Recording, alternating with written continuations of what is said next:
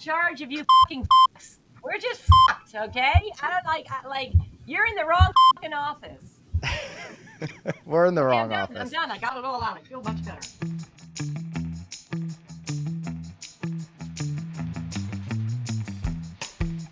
If you're not getting educated on macro and micro, national and local real estate market conditions, trends, news, industry challenges, whether you're an agent, team leader, broker, LO, attorney, or anyone supporting people in their journey buying and selling, investing in real estate, you're doing yourself and your clients a disservice. This is the Knowledge Brokers Podcast. I am Byron Lazine. No Tom Toole today. Hopefully we get the photo. We'll pop it in here on the post edit of him and our dear friend Josh Rubin, who went to the Eagles parade today. So no Tom Toole. We've got with me, of course, Lisa Chinatti every week, always with Lisa. And we've invited two of our best friends who we've masterminded with for years and supported each other for years. We have Jill Biggs returning to the pod. She's running the Jill Biggs team in Hoboken and Jersey City. It's a top 50 Real Trends mega team. And then Jill, I just saw that you're the number 2 agent of all of Coldwell Banker, which is, I don't know, hundreds of thousands of agents. They buy like 10,000 a day over there. So the numbers just keep growing. You're the number 2 agent in all of North America for units. It's unbelievable. There's got to be 5 million Coldwell Banker agents. Jill is number 2 across North America. And we've got, for the first time, a chief operating officer on the pod, Dan Barnett. Dan, I guess, really runs Jill's team, so he's going to give us the insights on how to operationalize teams and businesses. Dan's got a bunch of experience in the real estate industry, even before 5 or 6 years ago, joining Jill with experience at NRT, another Anywhere Realogy Coldwell incestual brand over there. Dan, the power. It's an honor to have you. He's getting them in early. No, I love to be here. Thanks for having us on. I love my CB friends. So we've got a bunch to talk about. We're going to get into, you guys weren't very pumped about it, but we got to address it. CPI, inflation. We had CPI, PPI, and another report came out this morning. So all 3 inflation readings were high. We're going to dive into that. What's that going to mean for mortgage rates? Is it as bad as we think? How should we talk to our clients? How are you guys talking to your clients about mortgage rates? Zillow and Redfin created a partnership. What's that mean for the future of the portals? And we've got a singles tax story maybe we'll get to. And then we've got some stuff around what does accountability really look like? Is a mastermind the answer? We've all been part of a mastermind. How should you operationalize your success in 25? We've got 2 of the best in the business to talk about that with us. So let's start with inflation. There was, as mentioned, a miss on all 3 reports that came out, CPI, PPI, and then this morning, retail sales miss. So inflation's overall theme, inflation came in high.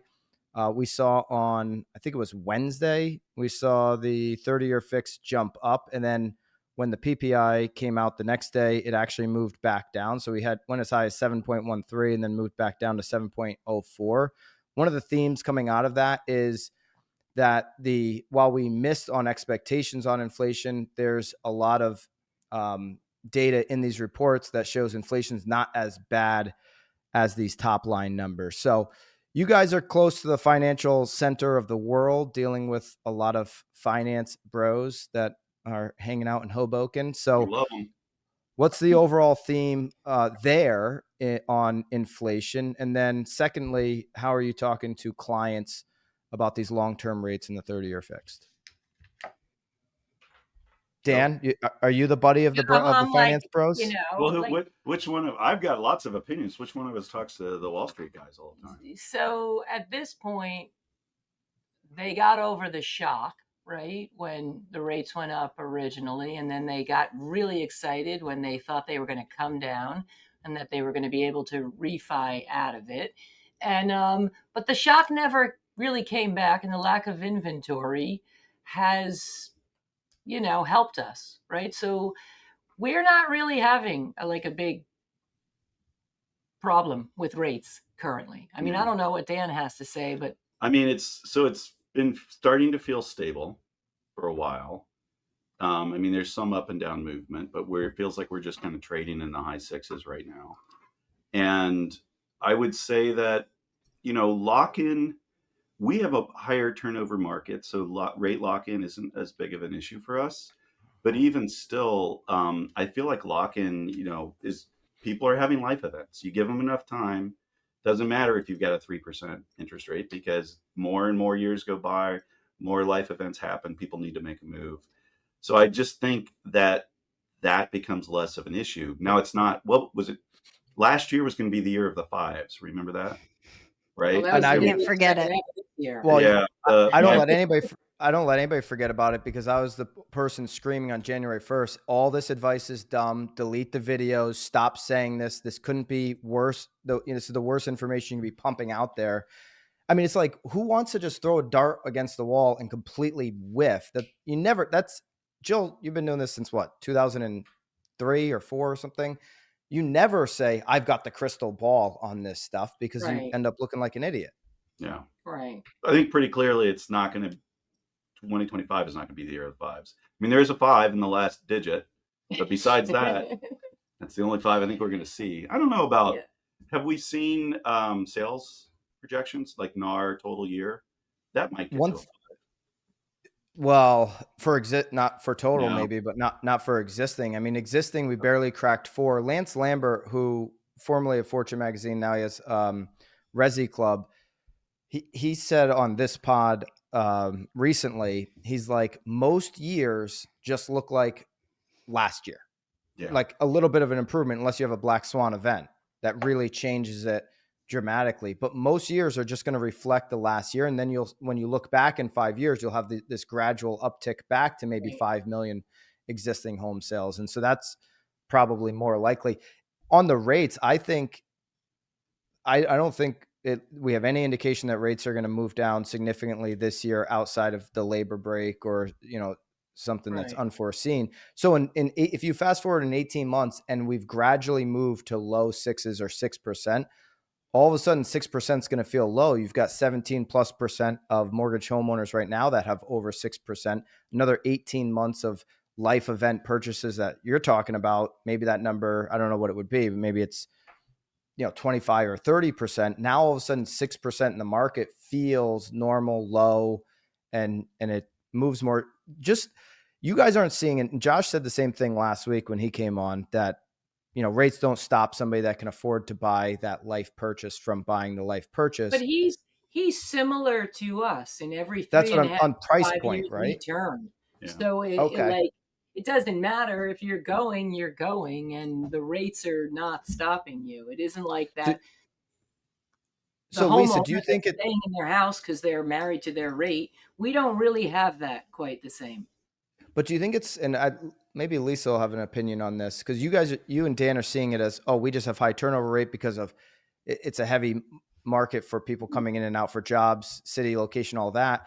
But is it more like the price point? You're dealing with a different price level than certainly I am. Lisa's price point has gone up nicely the last few years, being close to Boston, but still not, Hoboken, or certainly Josh with New York City price level. But So is Lisa it has price? a range, so she can She has a probably good, make it both, yeah. right?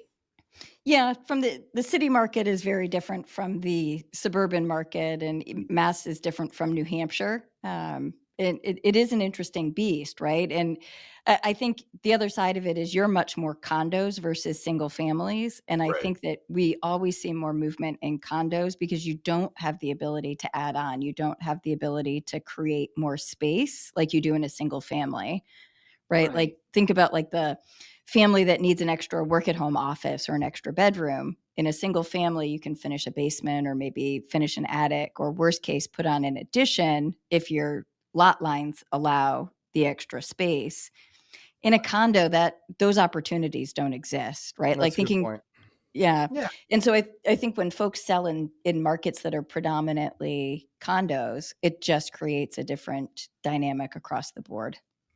Right. Yeah, faster turnover rate. That makes a lot of Right. sense. And we Yeah. have, Yeah.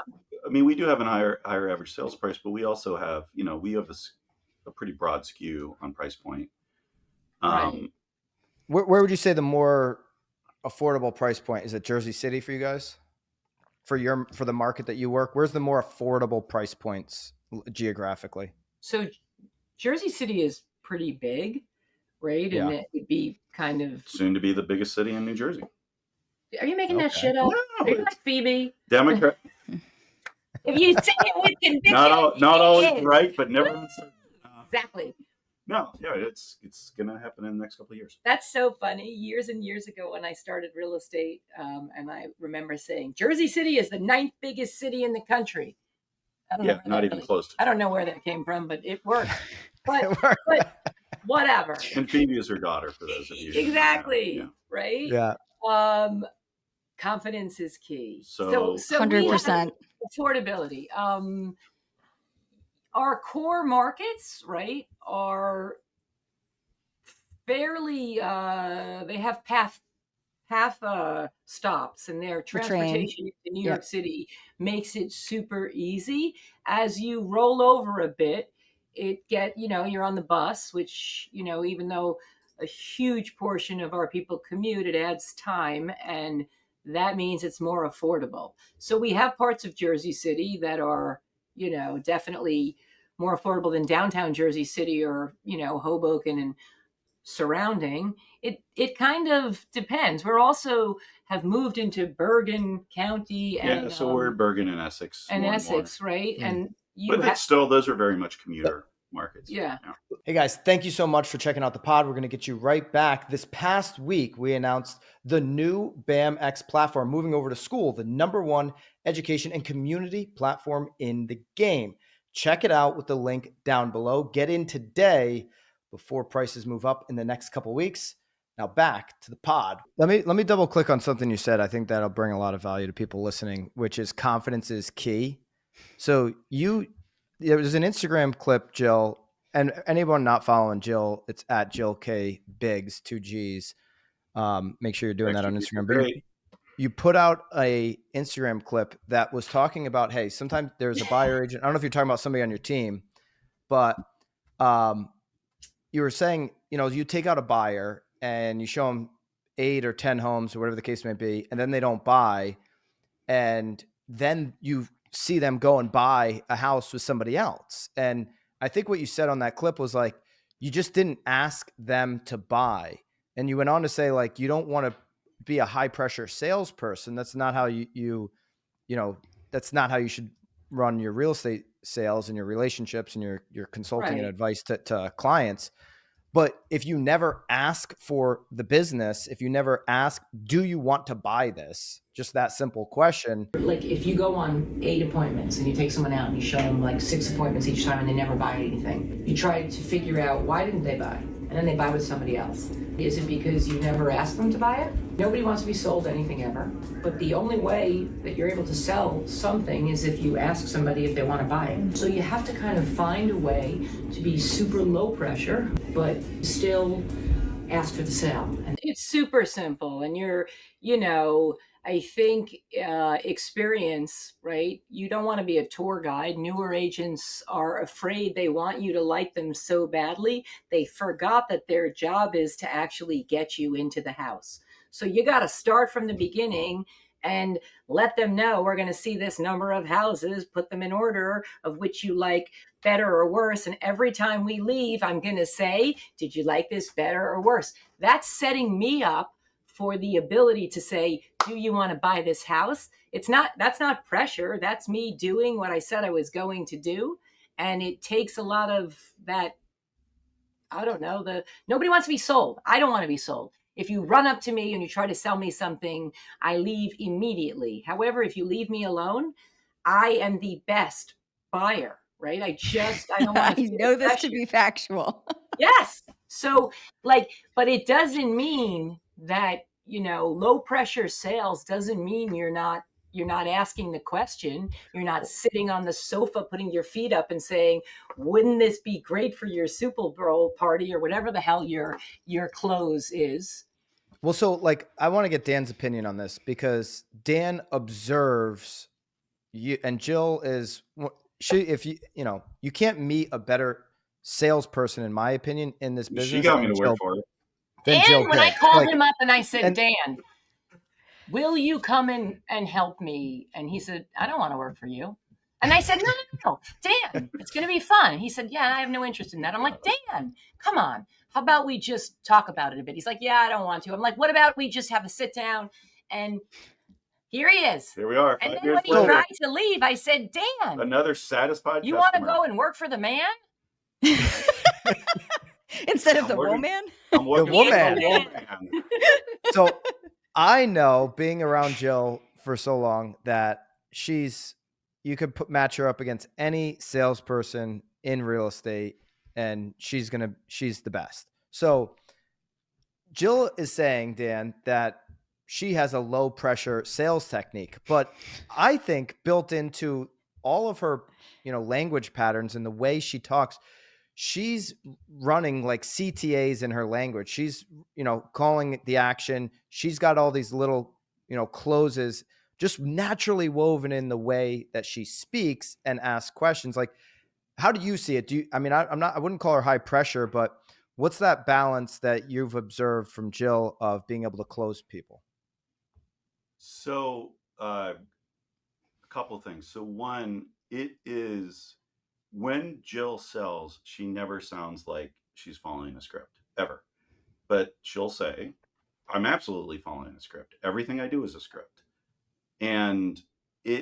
But she's also coming at it from a perspective of really understanding. I think one of her superpowers, besides just solving every problem that ever existed, is really understanding what's driving her client. And it's amazing her ability to ask questions, to dig in a way where the client doesn't feel like they're getting a proctological exam. Instead, they're like talking to a life coach, a therapist, somebody who's, and she comes from the right place. She gets very detailed as to what is really important.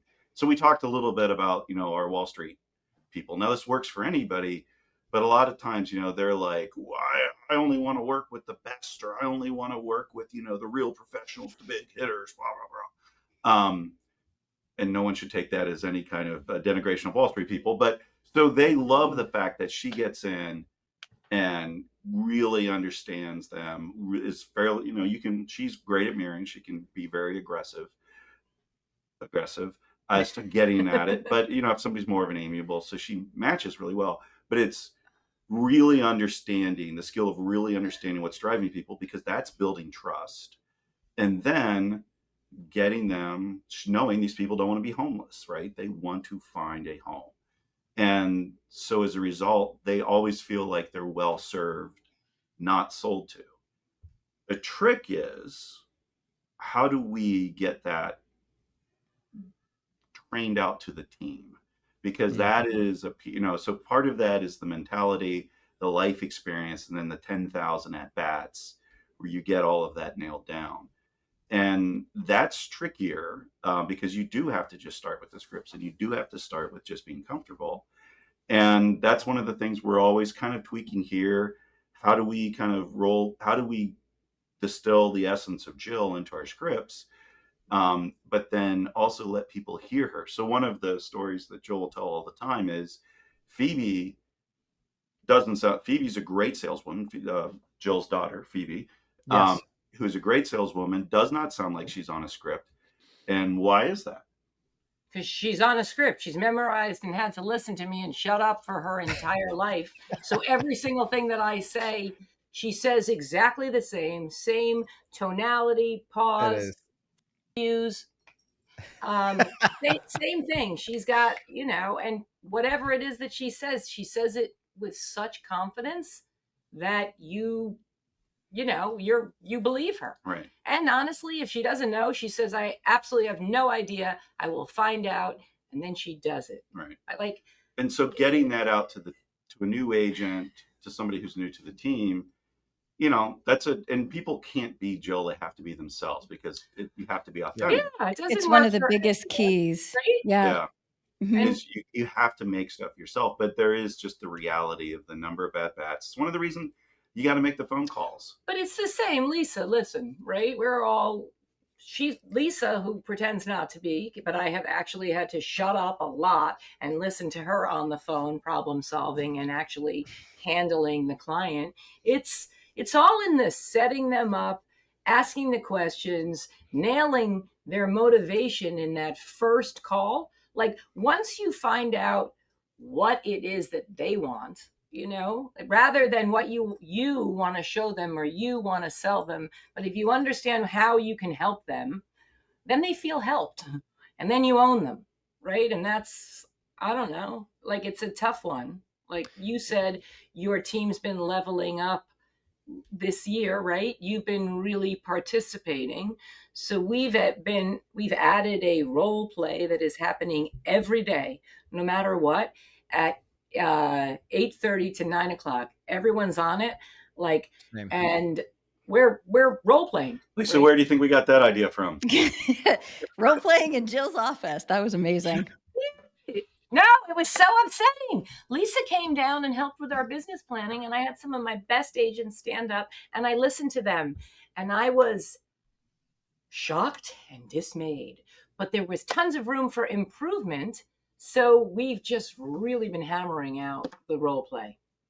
It's getting comfortable with it, right? Because you can never do anything on the fly. And if you have to stand there and go back into your brain and start to think about it, it's impossible. But when you've already got all of it in your head and can just, or make it up on the fly, but feel confident about it, like Jersey City is the 9th biggest city in the country. Like when you can But it's say almost it with, the biggest one, as per Dan Barnett, and he's probably right. In the state. Okay, whatever.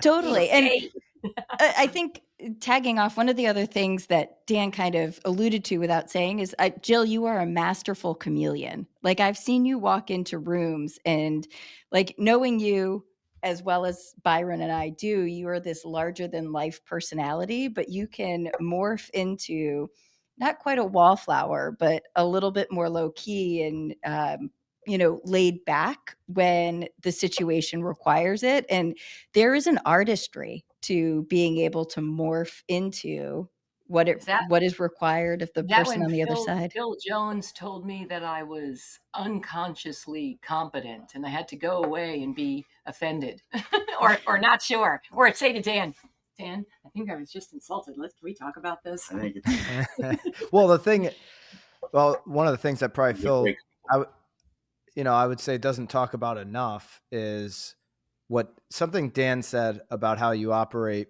So the charisma that Jill has, the personality can confuse people to like, well, she's just so charismatic that, of course she's going to get business. People are going to want to be around her and all of that. But what Dan's talking about is that the scripting that she uses is just embedded, and Lisa's talking about it because she's worked on it for so many years and knows it intuitively.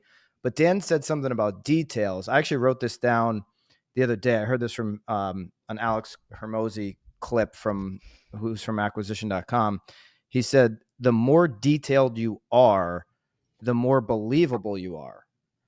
And so if you know how to talk to people, and that's why you're doing the role play, we're doing the role play every day. If you know those basics, that frees you up when you're talking to a client to be able to get the details, because you're not worrying about like, am I going to get this client or not?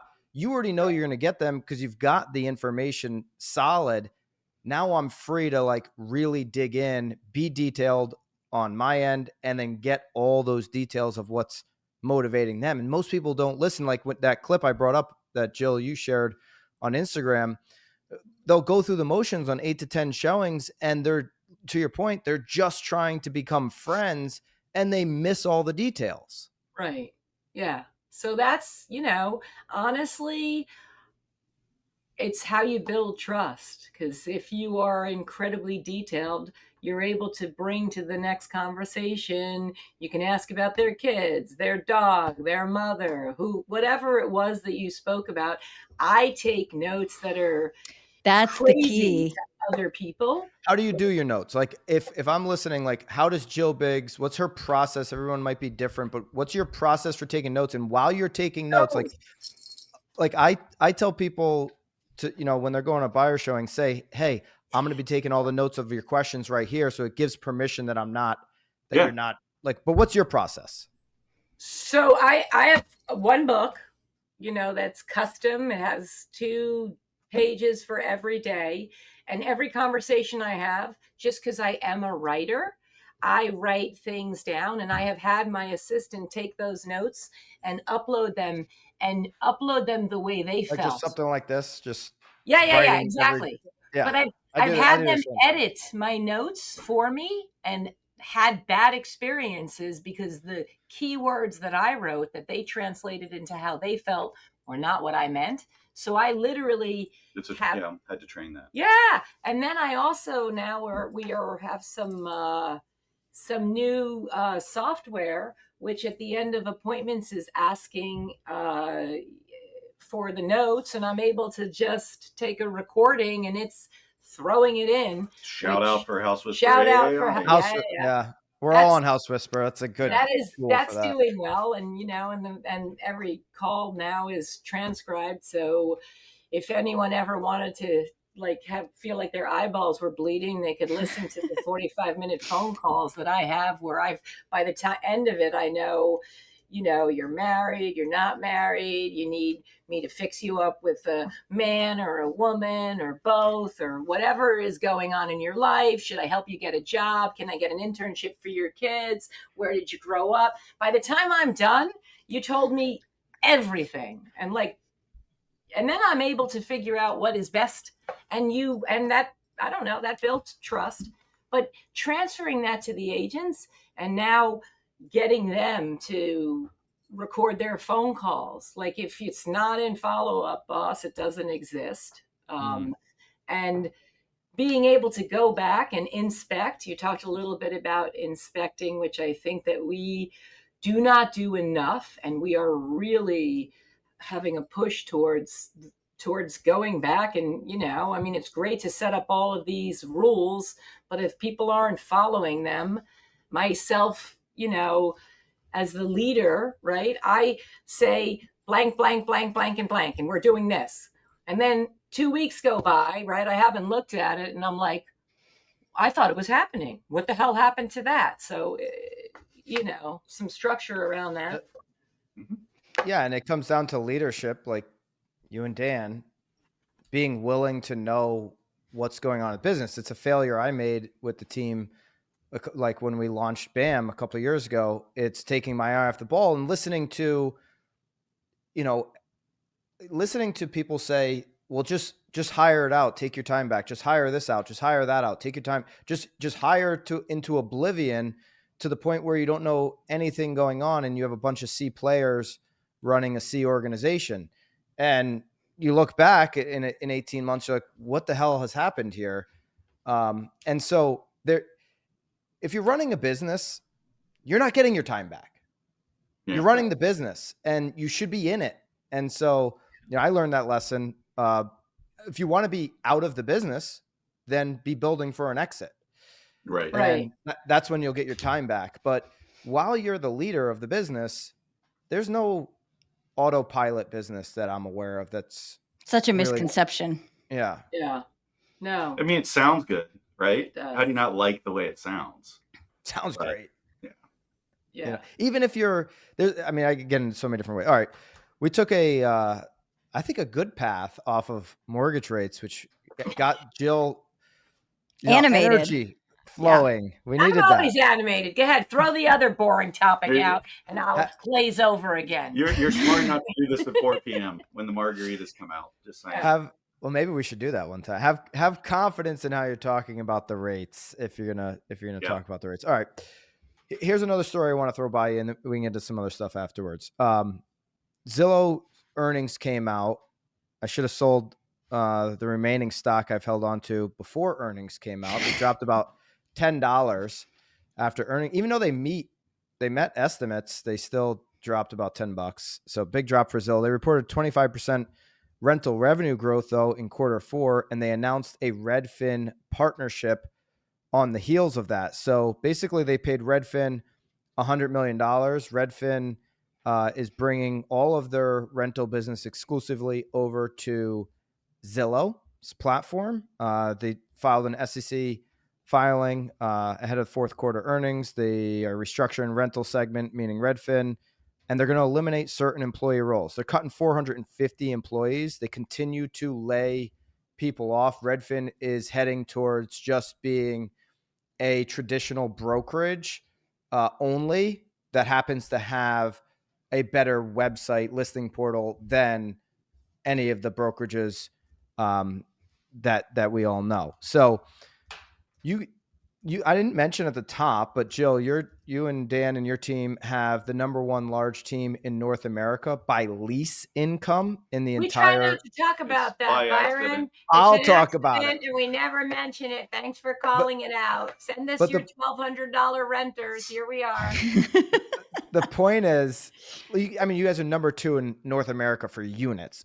That's an unbelievable number. Those are all sales, right? So, Yeah. but being number 1 on just having this side business of leases, you have a lot of experience in this. So, why did Redfin move their leasing business, rental business, over to Zillow, in your opinion? And kind of what's the future of these two portals? Before we do that, we can add, I actually just did some research and I put it in the chat there. Realtor.com, back in March, kind of flew under the radar as well. But back in March. I remember that conversation. With Damien, right? Yeah. Yeah, Realtor.com released. Go ahead, break your NDA, Lisa. It's not. I just gave you the link. It was on the media room. Realtor.com signed an agreement with Zillow back in March for Zillow to be the exclusive provider of multifamily rental listings on Realtor.com. They said that it was to generate additional exposure for listings to millions of renters. Lisa and I asked about it, right? That was after Suburban? That might have been. Oh, okay. That part would be covered under the other part. That's Bourbon NDA, what is it called? NDA. BNDA. Exactly. But so it's interesting because there's a lot kind of shaking out in that rental market when you kind of look at how that's all kind of flowing. So now you can add your color to that. Yes, but. I think the reasons that Realtor gave, I would assume, are the same reasons that you're going to hear from Redfin, and I think are legitimate, right? Which is Redfin's been 2 rough years. Redfin has 20 rough years. Redfin. Yeah, exactly. They've got to. People hate it when I say that about Redfin, but it's just true. Go ahead. Yeah, no, I hear you. Great, great search experience. Besides that, absolutely, that's a bit of a head scratcher. It's all about focus and what do you do with the assets you have. And so they have to be making cuts. So they have to make some strategic decisions, and leasing is important. I'm sure that sort of anybody listening to this who's in an urban market or is like, okay, Joel Biggs is in an urban market. They do a lot of condos. Of course they do a lot of leasing. I mean, that's just the nature of, when you work in a market like ours. Right. But it's not a big margin, big revenue item for anyone involved. There are plenty of super successful people and our buddies at CoStar with apartments.com that run great businesses on the back of leasing. But Redfin, that's not their core. That was probably a nice thing on the side, but probably didn't have great margin. And I'm struggling right now, and you're going to stroke me $100 million check to focus on the more strategic, important pieces of it. Fantastic. Is there also something, so you mentioned apartments.com. CoStar owns apartments.com. Yeah. And CoStar is obviously trying to enter the residential portal game with homes.com. So is there maybe a strategic alliance where Redfin and Realtor.com say, hey, let's make this profitable, partnership with Zillow to increase Zillow's standing on the, the apartment rental business versus apartments.com to just like throw some extra grenades over at CoStar? Do you think there's an alliance? This is where you put the tinfoil hat on, Dan. Like, is this a conspiracy that I've just made up in my head? I'm just trying to understand our market, right? Street Easy, which is Zillow in New York City, right, is really where New Yorkers go and they search, and then they find their way over here. In New York City, for, if you're a rental agent, you get paid well, right? That's a completely different animal. I don't know. Realtor does not have a good foothold in the city. They don't have the MLS there, however it is that things happen there. We don't get paid that way for rentals in our market. Like, there isn't really Yeah, that's a great money. point, actually. Just the economics of leasing is so different market by market. Here, you could run someone around and perhaps they go to you, but frequently they need to, right? In order to see everything, because many agents do not put out what their rentals are. They got to hit up multiple agents. It's not like with buyer agency. They're all over the place. There's a good shot that you've burned up a whole bunch of gas or money on the trains and you're never getting paid. So we do it because we sell so many properties and we have investors and there are buildings and we have to service them. So I don't know, like, And it's very market specific. it's very market specific. Yeah. And I don't know what you guys think about that. And I don't know. Well, let me ask you this, Byron. If you are Glenn Kelman, like, I don't know who that relationship happened one way or the other. And Glenn was probably like, what's this? What did Zillow just do with Realtor? Maybe we want to do that. Or maybe Zillow approached them. But if you're him, do you not also call up CoStar and try to get a bidding war going? I would assume Zillow just won. I don't think there's a conspiracy. I would guess that Zillow wrote the higher check. Agents, past clients don't exist. Unless, of course, you're retiring in 2025, then consider your clients in the past. But if you're building a business for the future, your clients are your clients. This is where Mosaic comes in, the client experience operating platform for you to manage the client experience. See, cupcakes are cute. It's a nice thing to do, but it won't keep a client tied to you for life. It's not going to bring the value to their home living, home ownership experience for years to come. CRMs work for lead generation, lead capture, and lead communication, while Mosaic helps you transform how you manage those relationships moving forward with the value that they actually need in their home ownership lifespan.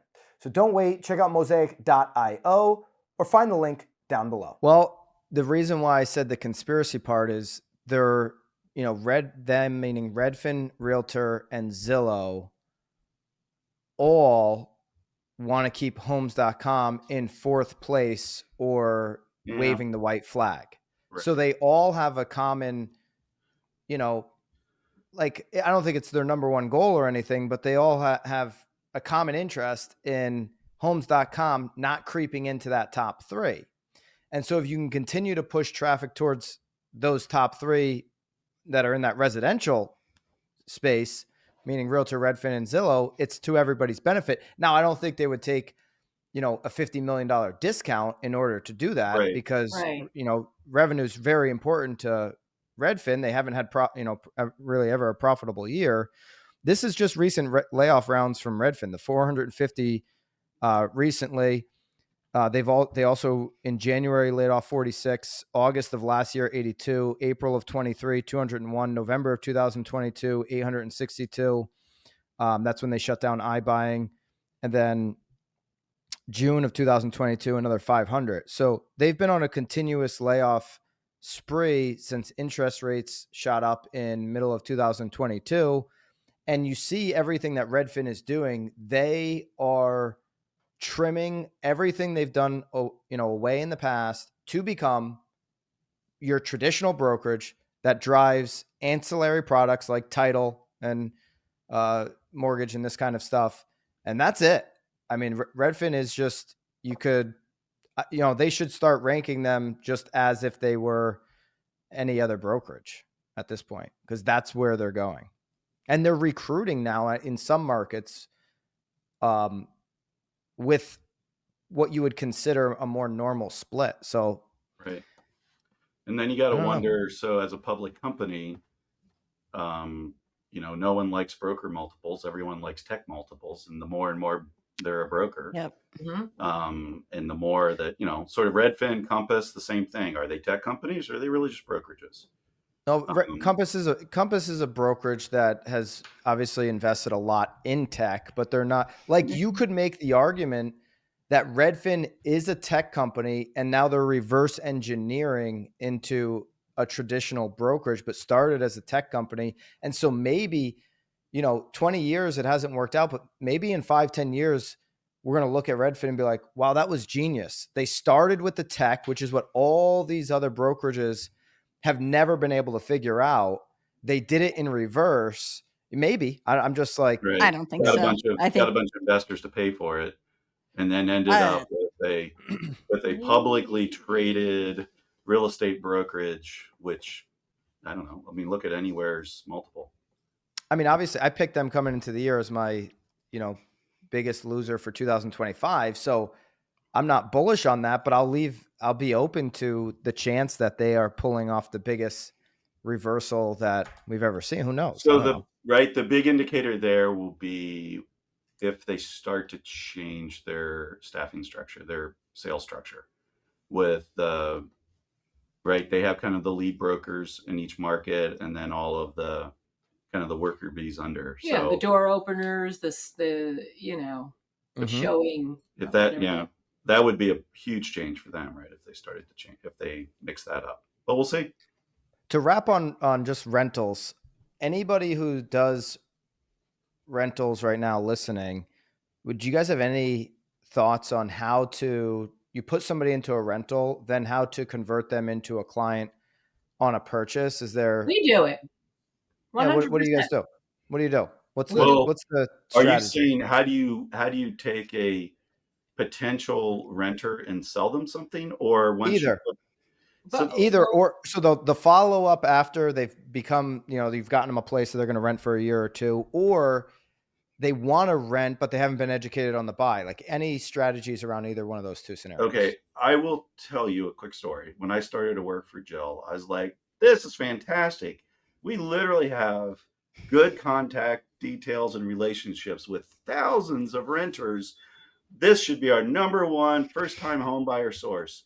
And Jill said, that sounds like a good way to get fired by your investors and landlords, Dan. So you got to, right. You got to remember, you have to be careful. Like, it depends. Like, the one-offs is a completely different thing than representing somebody who has a building who is not going to want you, marketing hardcore to his building.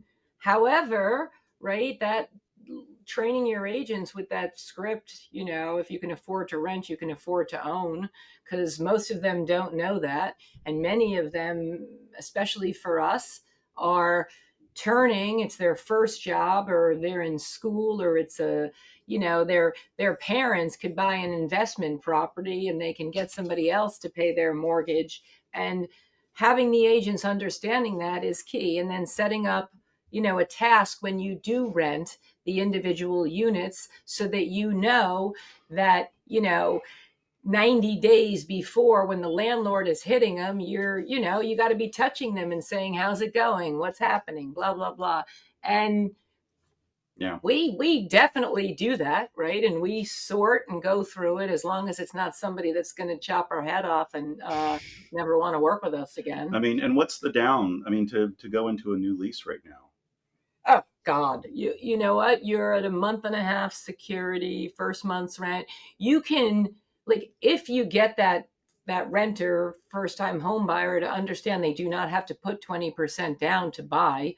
It's not a hard conversation. And there's so many good state programs to help with the down payment. And then you throw in some first time home buyer credit and a 3-2-1 buy down, or whatever the heck it is, and how they're going to get more money, and you're going to make some money. Our market's, so solid, blah, blah, blah. And then all of a sudden you're living in the 9th largest city in the world, Jersey City. Exactly. So, all right, let's, Jill, Lisa, myself, we've been part of, and Josh, who was on last week, and Tom Toole, we've been part of the same mastermind for years. And I read you guys before we started the pod, this little text that Sharran Srivatsaa put on Instagram. Everybody listening knows how I feel about Sharran. I think he's been the most impactful executive hire in this decade in our business. He posted something that could be seen as controversial. And from a mastermind accountability perspective, I'd love everybody's thoughts on this. He writes, why paying for accountability fails? Coaches and trainers aren't the real solution. Here's what actually keeps you accountable. Money doesn't equal commitment. People pay for trainers, but still skip workouts. So like think the gym and everything. Paying for accountability doesn't guarantee follow through. Fear of letting others down. That's where true accountability comes from. People you respect and don't want to disappoint. And then the close is find your real accountability partner. Surround yourself with those who push you to show up, not because you paid them, but because you value them. Real accountability isn't bought, it's built. So we've all not only been part of the same mastermind, but we've also all been part of the Tom Ferry ecosystem. I've, had a Tom Ferry coach for, I don't know, 12, 13, some crazy number of years. All of us are, Jill, maybe longer. And then paying for information. I know like Sharran posted that, but I also know Sharran is somebody who's like, you want to save yourself 5 years, hire the person that has that information. He's hired Tony Robbins' speech coach, right? And he's done different things to fast forward the trajectory. So on accountability, can accountability actually be bought? What's your take on that angle that Sharran posted today? That was like 18 questions all rolled up into one. Yeah, like just on the accountability angle. I kind of gave you the framework, but so can it be bought? How's this? It depends on where you are in your business, right? Like you start out training. If I pay, I show up. So I don't believe that. Like I'm not standing up my personal trainer.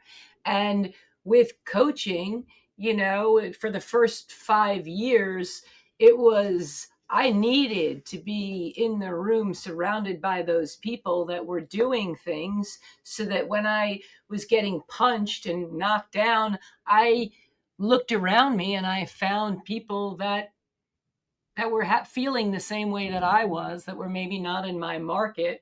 And surrounding yourself with people, right, I think that are doing more than you is incredibly important. And so I think people use different coaches at different points in their life to get to different places.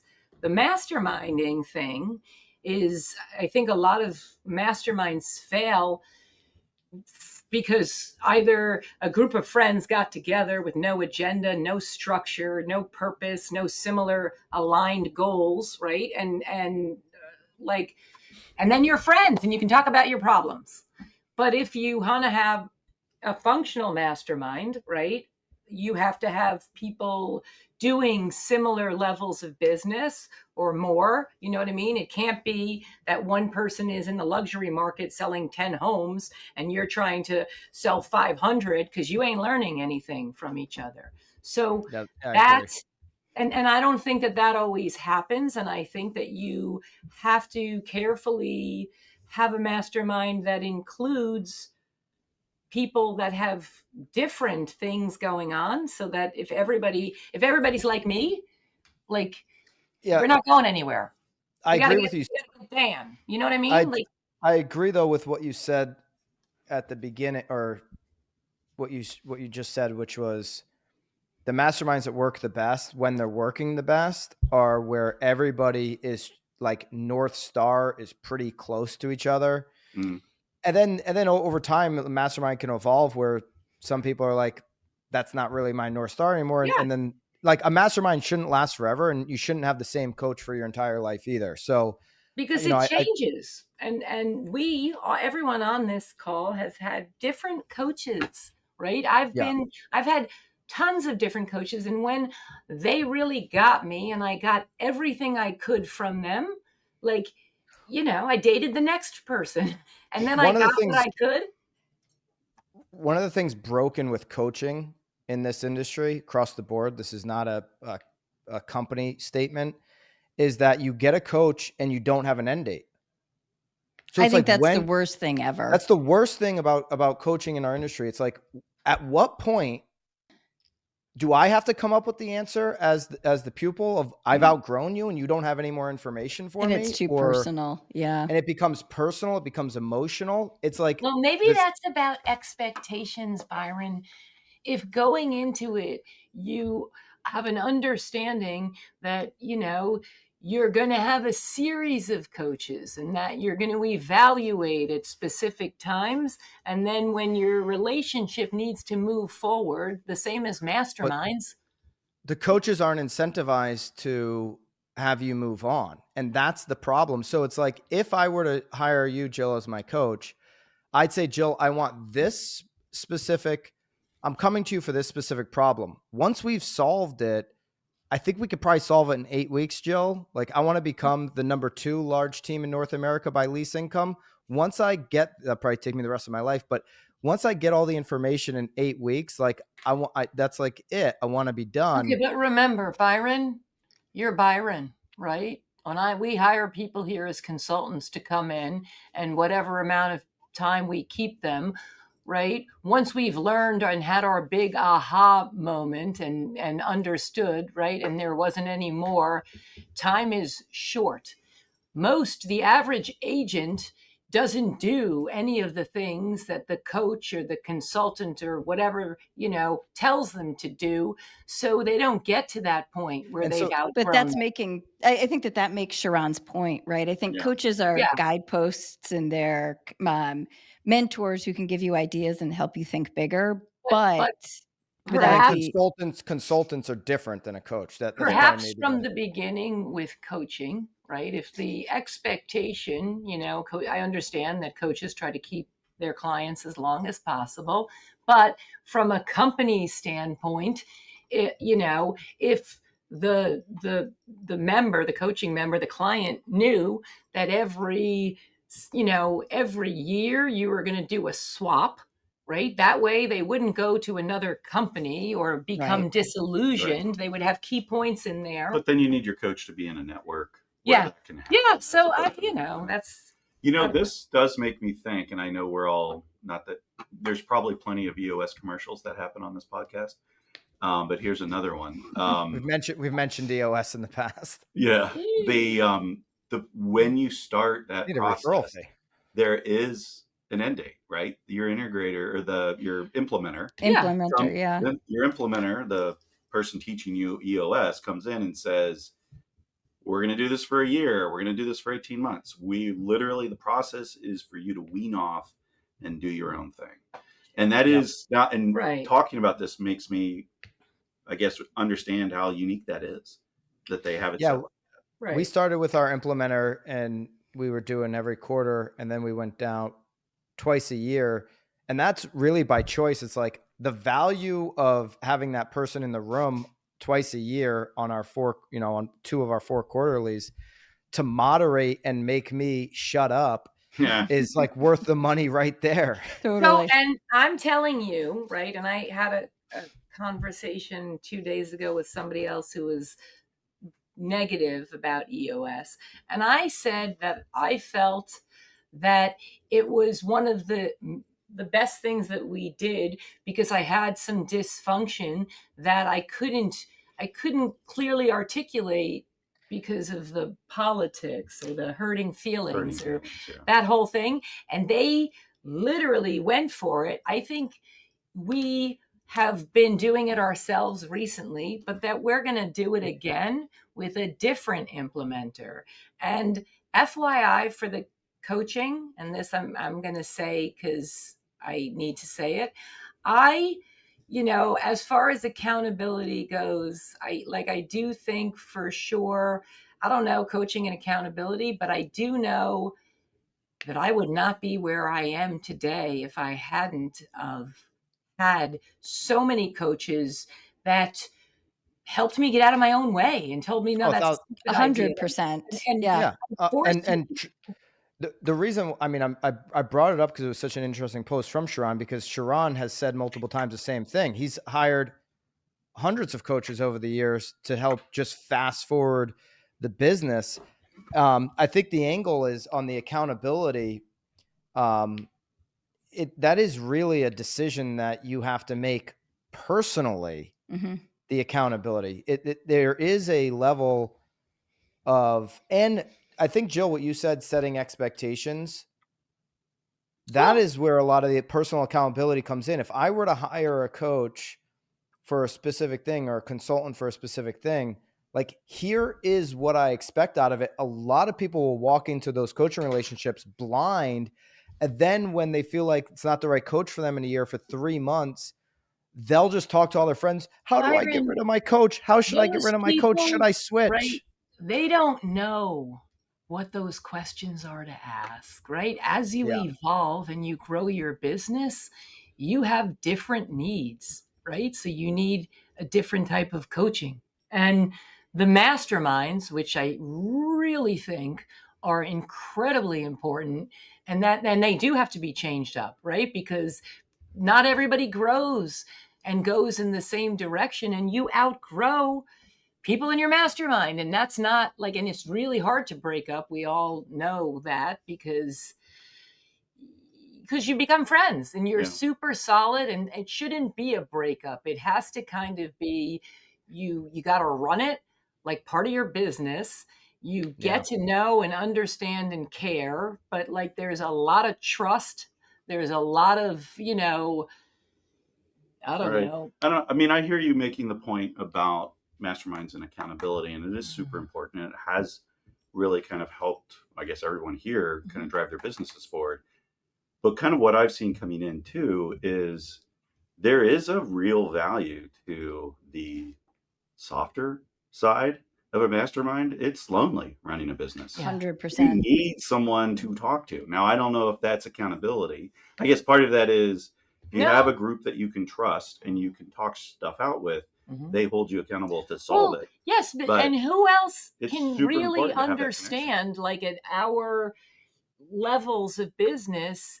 I have lots and lots of friends, but are they really going to understand the things that, that are making me stay up at 3:00 in the morning creating lists of, this and that, right? With those masterminds, I think, and relationships, well, those are my best friends also, right? And they help and they step up, and I think that that the coaching and the masterminding kind of has to go hand in hand, and that your coach should probably hook you up with your mastermind. And I will tell you that, like, that's how I got my first mastermind. I was like, Tom Ferry said, "This will be your friend." No, literally. He said, "Tom Toole and Josh Rubin, these will be your friends." And I'm like, he physically moved me from Tim Smith, and he said, "He will not be your friend. You will learn nothing from him." So I got my group of friends, right? And that is kind of, and then things evolve and time goes on and you have to evaluate, right? And then Tom Toole had to beg you to be friends with me. He's, come on, give the guy a chance. Just you got the roast when you came, round table, right? He was right there at the round table. You guys, I really want to start that roundtable.com, because I only want to go to a round table, so I don't have to be stuck next to people I don't like.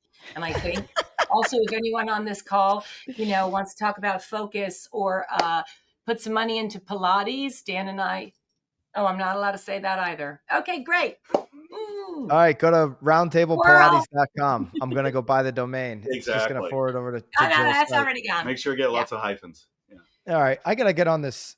Carolina is on a call with Realtor.com. They can't figure out accounting, I guess. So I'm going to have to go on there and see what the hell they're talking about. Maybe you could ask him about rentals. And then that's a conversation we won't have on this podcast. I love you, Damien. I know Damien listens. So Realtor.com is doing a great job. Lisa, any final thoughts? Go anywhere. I love this. Stay coaching. Yeah. Come on. Let us know if you want Jill and Dan back on the pod. I love having you guys on the pod. Jill and Lisa and Dan have all helped me so much in my business. So love hanging out with you guys. Jill, invite us to the fancy house. The beach. I've never been to the beach house. It's not that fancy, but it is. Yeah, I heard great. it's It's very full of fancy. dogs, Byron. You And won't I'm like it. getting myself a Not light till the summer. blue I convertible have to sit Bronco. outside then. No, I got to It be is full of outside dogs. smoking a cigar. Yep. Yeah, but you I know don't what, like Byron? If you're coming for the weekend, I will leave the dogs at my the other afternoon. house. We could Oh, have okay. a dog-free event. Will you get all the hair out of the That house? hurts my soul to No, hear no, those no. I'll words. put you in the guest house where there has never been a dog. Never. Never. No. Yeah, but Right. I've only actually let 2 people stay in it because I'm afraid that they'll mess it up. All right. Love you guys. Thank you.